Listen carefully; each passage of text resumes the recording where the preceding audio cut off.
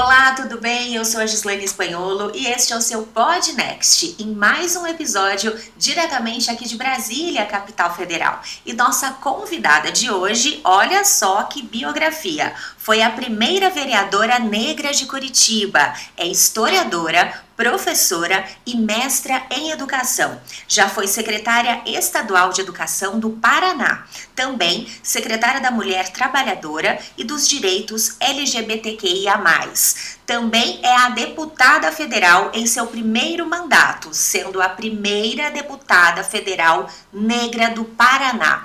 Estou recebendo com muito orgulho Carol D'Artora, ela deputada federal pelo PT do Paraná. Bem-vinda, Carol. Obrigada. Que bom tê-la aqui, viu? Eu que fico feliz de poder fazer um bate-papo aqui, conversar um pouquinho. Fiquei feliz pelo convite. Que Obrigada. bom, nós é que agradecemos. Carol, me conta, antes da gente começar a falar de política e do seu trabalho como deputada aqui em Brasília, né? Me conta como que foi esse início, né? Como que a política entrou para sua vida? Eu costumo dizer que ser uma mulher negra na cidade em que eu nasci me fez ter uma vivência que me levou para cada vez mais buscar entender, né, o que eu estava vivendo, a minha experiência na cidade que eu morava. Então, eu venho de uma cidade que é conhecida por ser uma cidade branca e eu sou de uma família preta. Então, a gente, desde muito cedo, começou a sofrer muito fortemente o impacto do racismo. Então a gente conversava em casa sobre racismo, sobre o que era racismo, sobre o que não era, sobre a forma como a gente via a cidade, o apagamento que a gente via, por exemplo, da história negra na cidade. Então existe uma história negra, né? A população negra ajudou contribuiu na construção do estado do Paraná, na construção da cidade de Curitiba.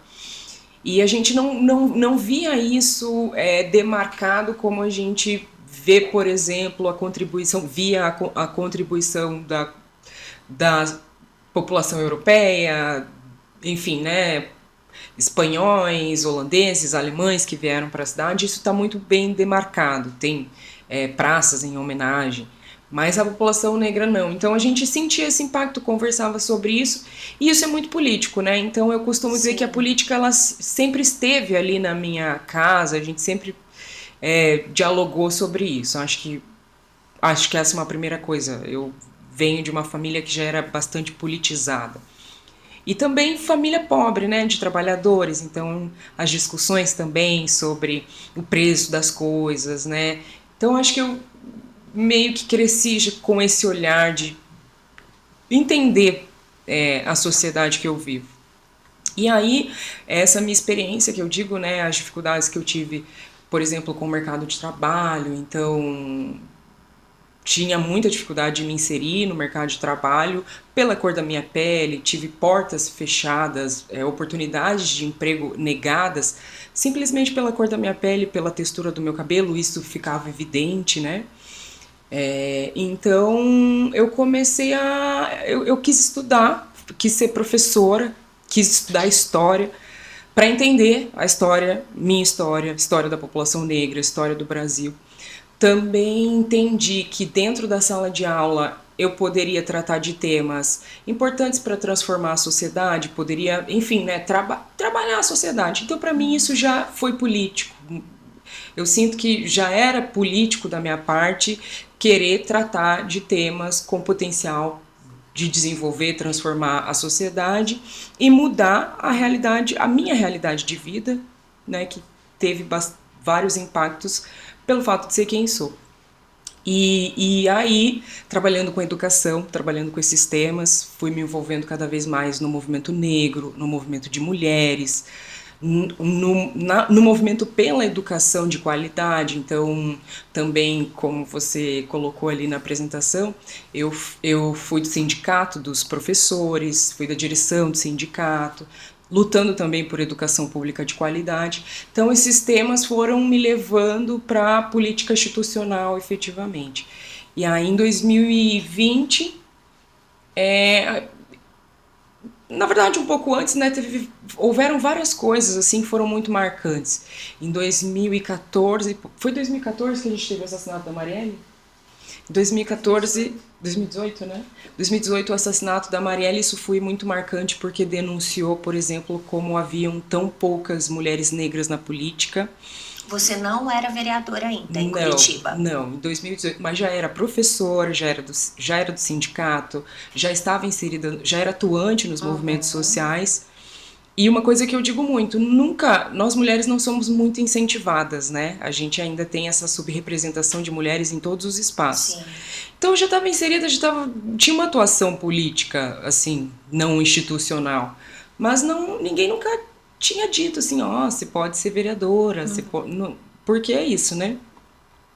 E aí houveram esses eventos marcantes, então, por exemplo, o assassinato da Marielle denunciou essa violência, essa subrepresentação política.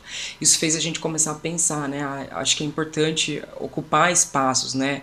É importante que a gente tenha que a diversidade da população brasileira esteja representada em todos os espaços.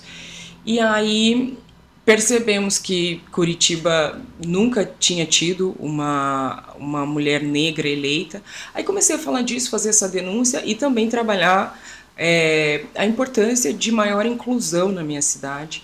Você já era filiada a um partido político Já ou a escolha era. veio a partir do momento Não, que você começou a sentir? já era. Inclusive, Já era. esse partido é um partido onde a minha família já atuava. Então, os meus pais, como disse, a gente já tinha essa coisa na família, então Sim. meus pais já eram militantes do Partido dos Trabalhadores, né? Então, é um partido que acompanhou toda a minha trajetória. Foi natural a sua inserção? Não via pra mim, que sou uma mulher pobre, né, da classe trabalhadora, não me vi em outro partido. Então, é o partido onde eu vi que as denúncias, as coisas que eu acreditava que precisavam ser transformadas na sociedade, que esse partido contemplava muito do que eu pensava. Então, é o partido que eu escolhi, assim, desde muito cedo.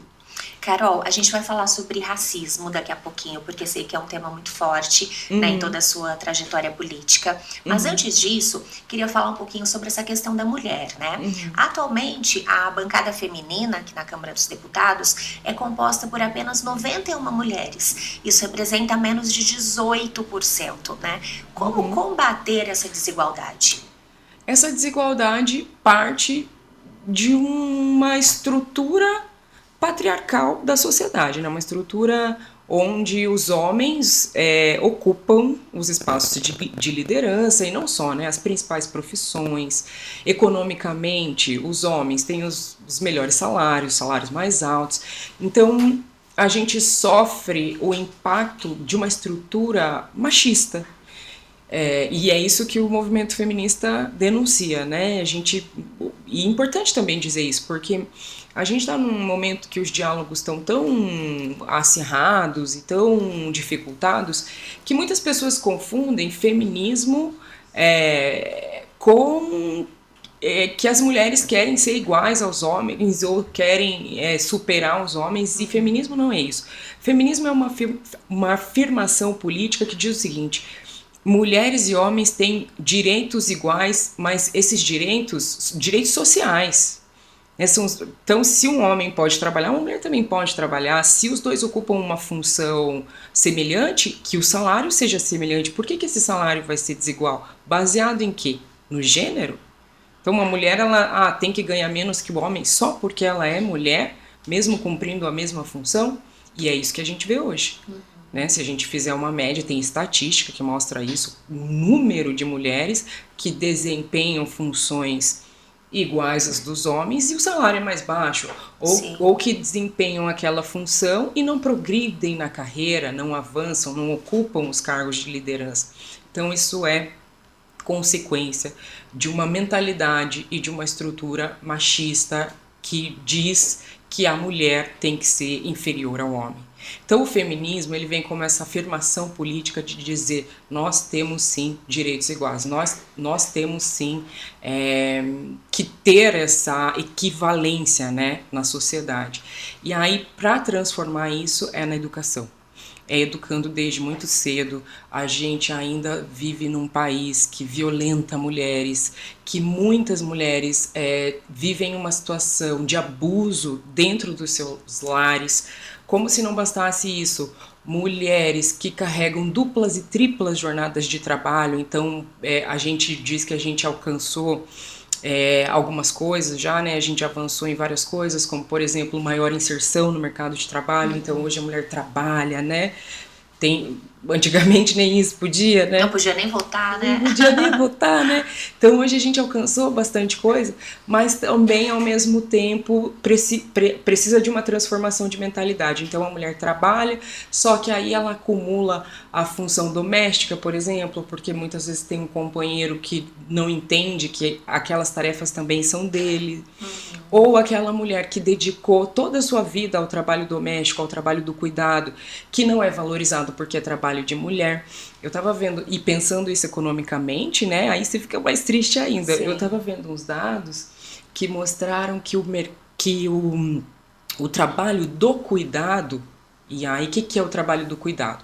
O cuidado dos filhos, quem que leva filho para a escola, quem que cuida da roupa, lava a roupa, quem que faz a comida, quem que cuida dos idosos, quem que cuida de alguém que está doente, é sempre a mulher que está cuidando. Sim. Então o trabalho do cuidado, que é um trabalho que ainda não foi assumido como trabalho, que não é valorizado, ele movimenta um mercado de trilhões. Ou seja, são trilhões de reais que as mulheres estão perdendo ou abrindo mão ou que está sendo negado para elas porque o trabalho delas não é valorizado. Então isso precisa mudar. Com certeza. E aí é na mentalidade, é na educação, é na reeducação social, é nessa abertura de mente para que a gente possa avançar na nossa qualidade de vida. Porque também muito triste, e isso é dado também, o número alarmante, o número estarrecedor de infelicidade das mulheres. A gente vive numa sociedade onde as mulheres são infelizes. Acho que a gente tem que pensar sobre isso. Por que é difícil? Por que as mulheres são infelizes? Você sabe que tem essa questão de todo mundo dizer, até nós mulheres, eu já disse isso algumas vezes, de que mulher consegue fazer várias coisas ao mesmo tempo. Realmente conseguimos. Todo mundo consegue. Mas por que o homem não consegue, né? Então, assim, pensando em tudo que você está me dizendo agora, eu tô aqui matutando. Calma aí, será que o homem realmente não consegue? Ou será que é fácil? Ou será que ele é educado desde muito cedo? Porque uma conversa que é difícil para nós mulheres também, que é qual? A gente reproduz muito dessa estrutura desigual para nós, dessa estrutura que nos explora, dessa estrutura machista. Como que a gente faz isso? Muitas vezes você vê uma companheira, uma amiga que tá lá com o filho dela e fala, não, a mãe faz, não, sua irmã faz. Eu venho de um lar que eu sou a única filha mulher, né? Somos 3, tenho 2 irmãos homens, e os meus irmãos chegavam da escola, iam jogar bola, videogame, e eu tinha que lavar a louça, eu tinha que ajudar no almoço, eu tinha que limpar a casa. Então, por quê? Sim. Então, muitas vezes nós mulheres reproduzimos com filhos, muitas vezes, ou com as pessoas que a gente convive, essa estrutura. A gente também tem que se desconstruir nesse sentido. Parar para pensar bem, né?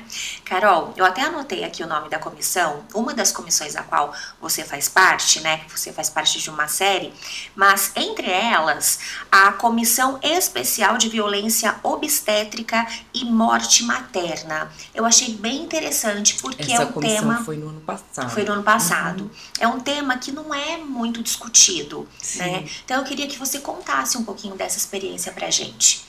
Então, essa comissão é uma vitória na Câmara, foi uma vitória justamente pelo maior número de mulheres, porque é um tema que toca a vida das mulheres.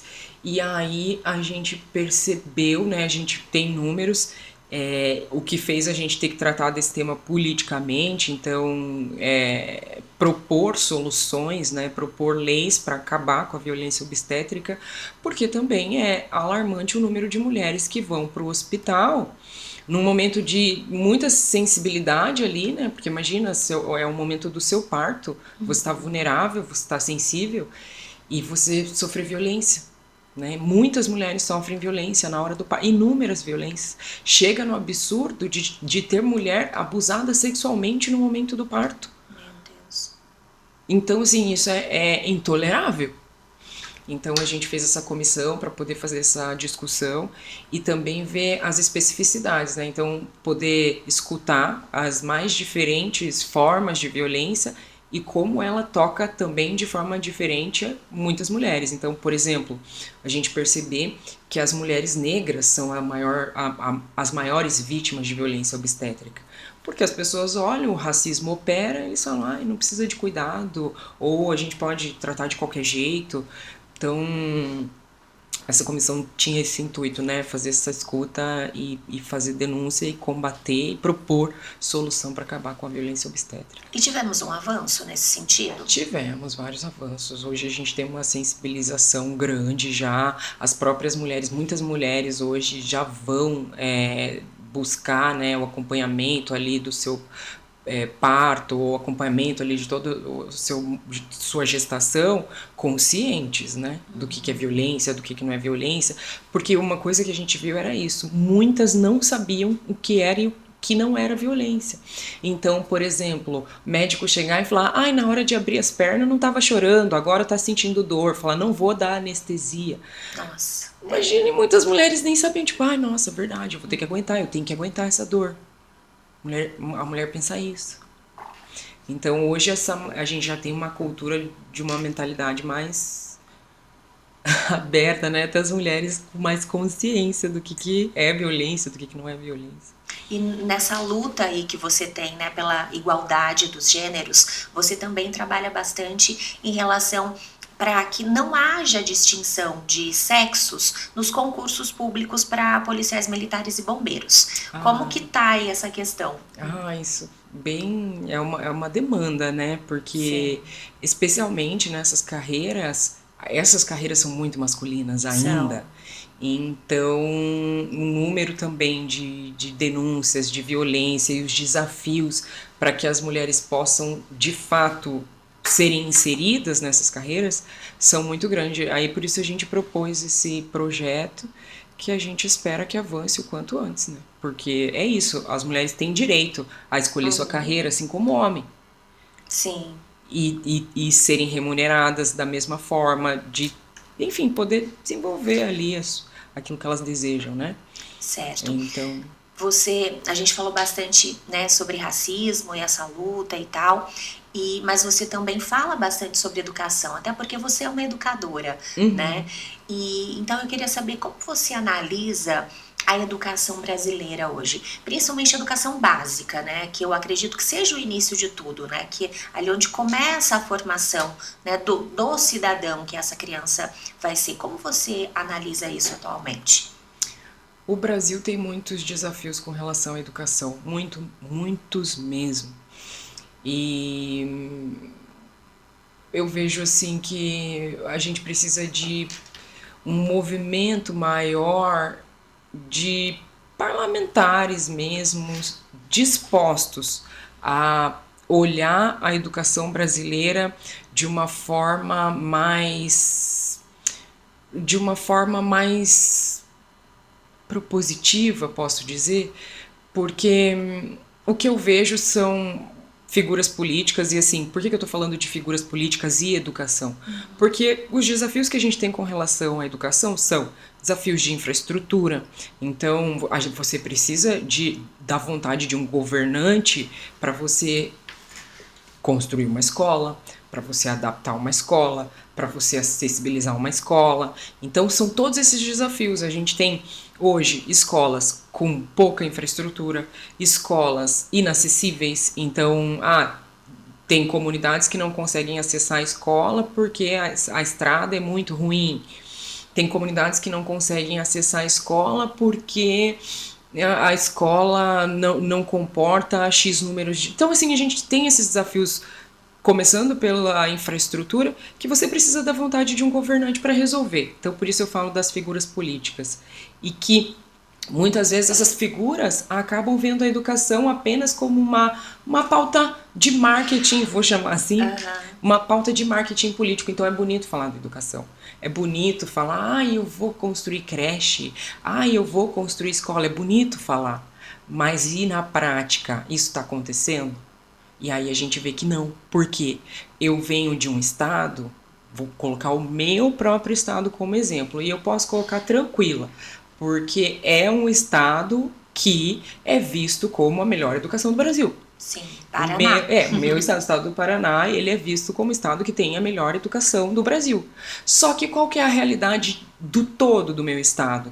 A gente tem comunidades indígenas, comunidades quilombolas, comunidades caiçaras, regiões rurais de famílias muito pobres, de pequenos agricultores, sem infraestrutura nenhuma.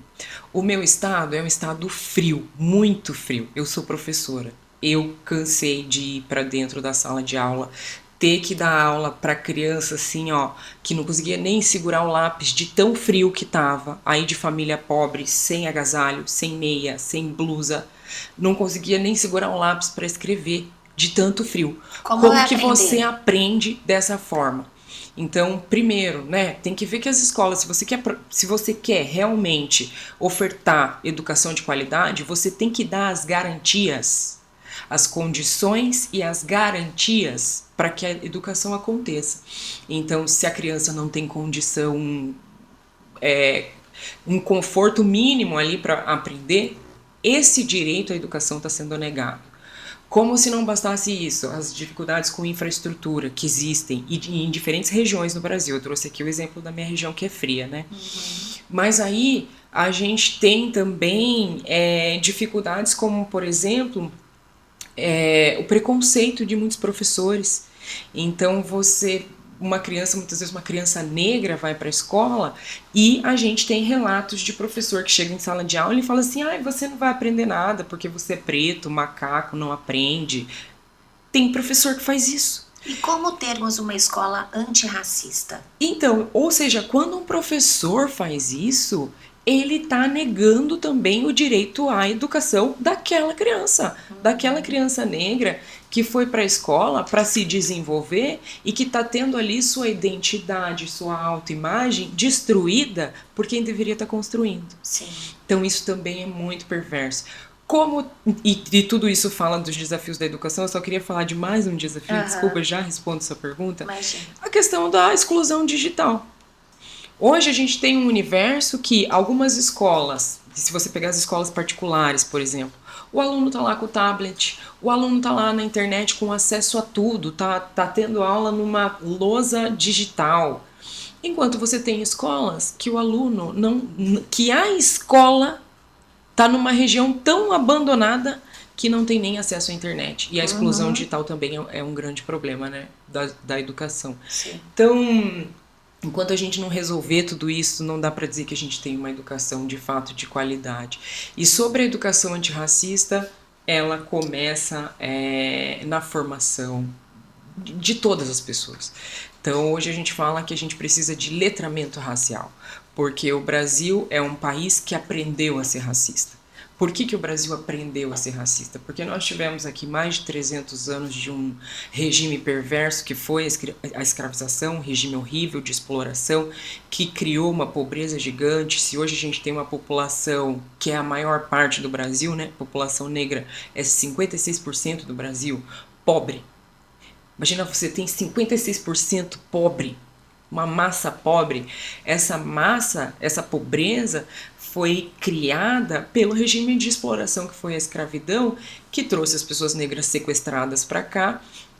Elas trabalharam, não receberam nada do trabalho que fizeram, foram abandonadas. Então, o Brasil aprendeu a ser racista.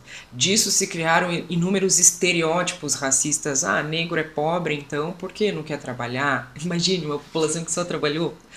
Então esses estereótipos foram criados e eles precisam ser desconstruídos. E a gente desconstrói isso através da educação, através do conhecimento, do letramento racial. A gente tem uma lei aprovada, que é a Lei 10.639, que que visa que os currículos tenham história africana e afro-brasileira, para que a gente aprenda, conheça, saiba valorizar nossa identidade, nossa cultura, nossa história. Isso tem que ser trabalhado nas escolas, os professores têm que se apropriar também dessa história, porque senão a gente não vive, né? Porque senão a gente não desenvolve o Brasil. Como é que nós vamos desenvolver o Brasil sem conviver com essa violência racial assim colocada? Que um policial vê um jovem preto, eu já vi muito acontecer, os meus irmãos já passaram por isso, são homens negros, de estar na rua. O meu irmão uma vez estava no ponto de ônibus saindo da escola com uma amiga, aí passou um assaltante, levou o celular da amiga, o meu irmão resolveu correr atrás do assaltante para recuperar o celular da amiga. Aí chamaram a polícia foi correr atrás do meu irmão, porque meu irmão é negro. Então como que a gente vai viver nesse país dessa forma? A gente precisa desconstruir essa mentalidade, e isso é através de diálogo, é através de educação, é através da gente se abrir, né, para se conhecer de fato. Pensando nisso, e hoje você representa o parlamento, né? É uma deputada federal eleita. Você acredita que o parlamento seja racista? Acredito.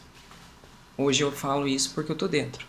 Tanto que eu sou a propositora do projeto de lei que amplia a compreensão de violência política violência política de gênero para violência política de gênero e raça.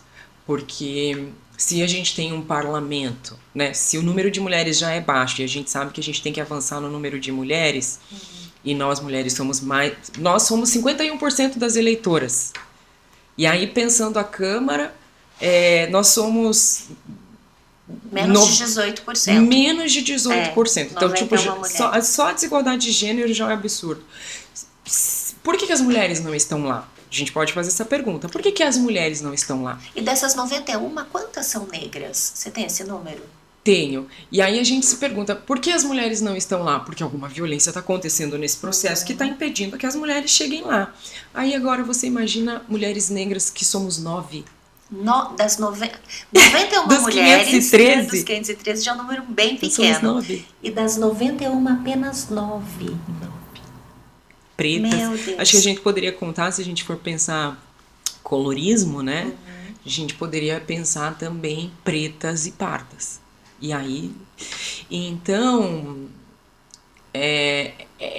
na verdade, o parlamento expressa a pirâmide social brasileira. O que é a pirâmide social brasileira?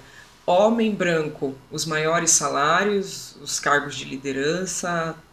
Mulheres negras, a base da pirâmide social. Os piores salários, os empregos informais, a pior qualidade de vida. Então, a violência racial dentro do parlamento, ela também está colocada. E é muito pesada, porque muitas vezes a gente tem que tratar um tema que fala de raça. Por exemplo, eu fui relatora do projeto de lei de cotas raciais nos serviços públicos, que é algo que está dado. Como que você vai promover equidade, equiparação nessa sociedade sem que a gente tenha uma reserva mesmo, uma intenção de promover a inclusão? Você acredita na política de cotas? Eu acredito. Por quê? Porque o que impede uma pessoa negra de ser inserida no serviço público? É o racismo. Assim como o que impede uma mulher de ser inserida no parlamento? É o machismo. Então, se você tem uma sociedade com essa mentalidade, que ela cria essas barreiras, como é que você tira essas barreiras? Você tem que ter alguma ferramenta, você tem que ter alguma atitude. E aí a gente tem a política de cotas, que é uma política bem sucedida no mundo todo. Onde ela foi aplicada, ela alcançou o objetivo em muito pouco tempo. Aqui no Brasil, com as cotas na universidade, o Brasil revolucionou a sociedade brasileira. São famílias que quebraram ciclos históricos de pobreza por causa das cotas. Né? Então, os primeiros médicos negros, a gente viu isso hoje. Hoje a gente tem alcançado também alguns avanços. Né? Você olha, a participação negra hoje, ela vem crescendo. Ela precisa aumentar muito mais, mas ela vem crescendo. Olha a TV, né? Eu digo que eu cresci 41 anos, sou de 83, cresci olhando para uma TV que eu não me vi em nada. Eu olhava a revista, eu não me via na revista. Eu olhava o jornal, eu não me via no jornal. Eu olhava a novela, eu não me via na novela. Eu não esqueço nunca. Eu tinha uns 6 aninhos e eu assistindo o programa da Xuxa. A Xuxa estava fazendo um casting lá pra Paquita. Aí, procura-se. Se você quer ser Paquita, deseja ser Paquita. Como que é? Isso no Brasil! Essa TV brasileira. Sim. Recrutando Paquita. Aí, o que precisa para ser Paquita? Loira. Quais os critérios? Loira, cabelo liso até a cintura, olhos verdes ou azuis. Eu nunca esqueci isso, eu era criança. Eu pensei na hora, nunca serei Paquita. Nunca serei Paquita. Mas teve um avanço, porque logo depois chegou a Bombom. Então, mas vê como essa mentalidade foi avançando. Sim. Ou seja, é um racismo muito grande que cria barreiras muito grandes. Para quebrar isso, você tem que ter uma política específica, como a política de reserva de vagas, por exemplo, que demonstrou esse potencial, né? A gente via discussões, por exemplo, com relação às vagas, às cotas nas universidades. Porque vão entrar e não vão conseguir, não vão estudar. Os cotistas têm desempenho superior. Muitas vezes o desempenho dos cotistas é superior à pessoa que entrou, né? Então, é uma discussão que o Brasil precisa encarar com verdade, né? Sem hipocrisia. Sim, sim. É uma discussão que precisa ser trazida à tona, né? As pessoas precisam pensar mais sobre esse assunto, né? Tá certo, Carol, olha, muito obrigada, já tô recebendo, assim, gestos da sua produção, aqui da minha também, falando, a deputada tem horário. Então, olha, eu quero agradecer muito a sua presença aqui. Eu sei o quanto é difícil a agenda, né, de uma deputada, e você reservou um tempinho para estar aqui conosco. Então, muito obrigada mesmo pela sua presença e por tudo que você nos ensinou também, né, com as coisas que você acredita, com o trabalho que você desenvolve. Obrigada, muito obrigada. Fiquei muito feliz de poder conversar um pouquinho. Obrigada. E assim nós finalizamos então mais um episódio do Podnext, direto aqui de Brasília. Hoje conversando com a deputada federal Carol D'Artora, ela que é a primeira deputada federal negra do Paraná, é do PT do Paraná. E assim nós finalizamos. Tchau, tchau, gente, e até a próxima.